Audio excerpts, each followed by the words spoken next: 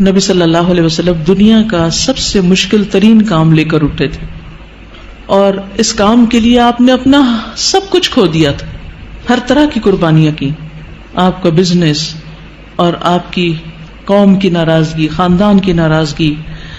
اور اس کے علاوہ بھی بہت سی تکلیفیں، ہجرت، جہاد، کئی چیزیں، اور آپ کے بعد جو بھی اس راستے پہ چلتا ہے اس کو مشکلات آتی ہیں، کبھی معاشی پریشانیاں آتی ہیں، کبھی اولاد کا مستقبل تاریک نظر آتا ہے، کبھی لوگ ناراض ہوتے ہیں، رشتہ دار ناراض ہوتے ہیں، کبھی ساتھی کم ہو جاتے ہیں۔ ایسی صورت میں انسان کو کبھی بھی گھبرانا نہیں چاہیے۔ یہاں نبی صلی اللہ علیہ وسلم کو تسلی دی جا رہی کہ ہم نے آپ کو کوثر عطا کی ہے، لہٰذا آپ شکرانہ ادا کیجئے، نماز پڑھیے، قربانی کیجئے، آپ کا جو دشمن آپ کے خلاف ہے وہ آپ کا کچھ نہیں بگاڑ سکتا۔